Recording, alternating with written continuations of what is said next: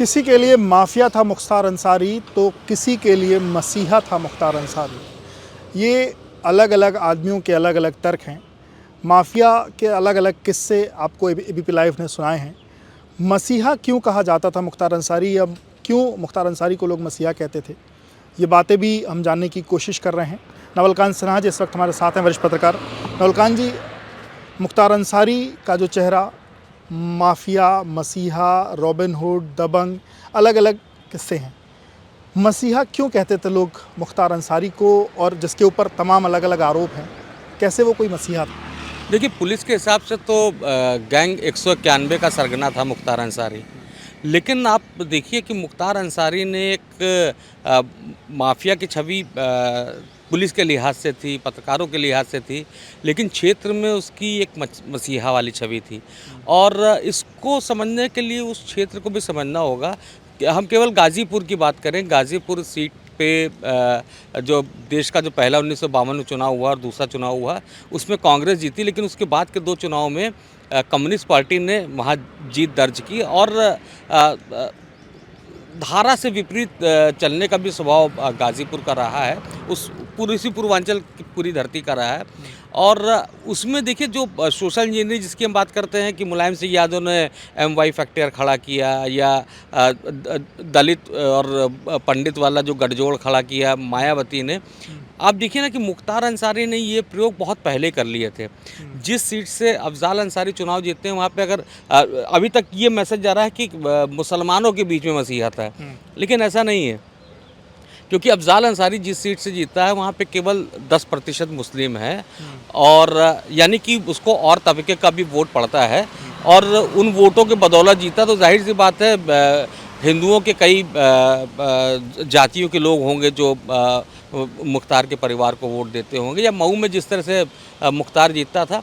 देखिए, उसने ये जो सोशल इंजीनियरिंग बहुत बेहतरीन ढंग से स्थापित की थी, और उसका तरीका ये था कि वो उस इलाके में, वैसे भी उस इलाके में इतनी गरीबी है कि वहाँ से लोगों से वसूली करने के लिए, वहाँ से छीनने के लिए बहुत कुछ है नहीं, और जो है भी तो उसने उस तरह से माहौल नहीं बनाया। बल्कि वो कहीं अगर किसी जायदाद को लेके जब विवाद होता है 2 लोगों में, तो अमूमन ये देखा जाता है जब माफिया इन्वॉल्व होता है तो वो उसके ज़्यादातर हिस्से में खुद काबिज हो जाता है, और कुछ हिस्सा उन लोग को दे देता है, या एक को दे देता है, एक को किनारे करवा देता है।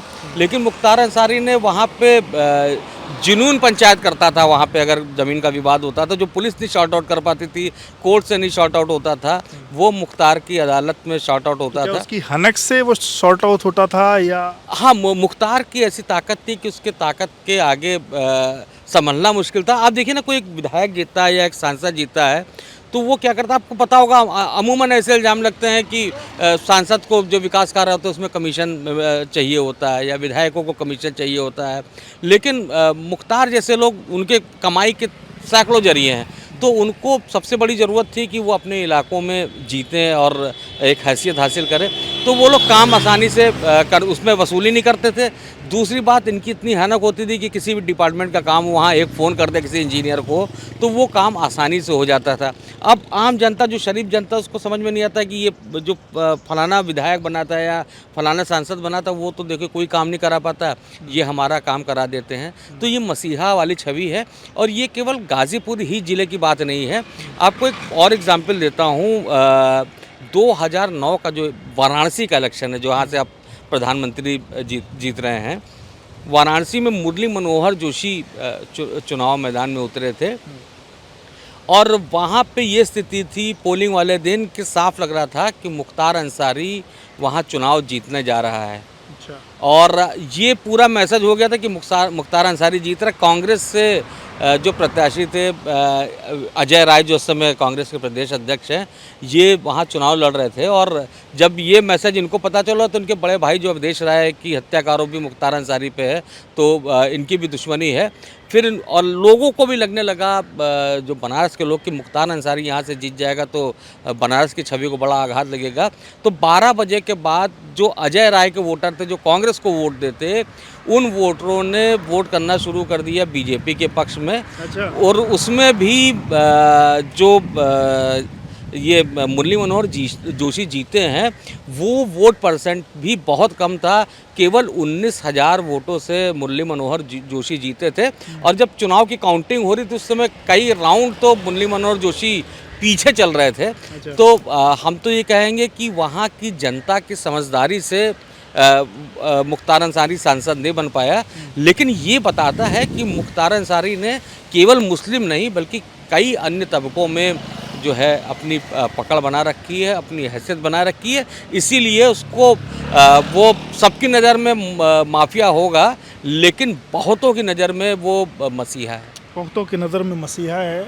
और उसके क्या अलग अलग फैक्ट्स हैं, क्या अलग अलग तर्क हैं।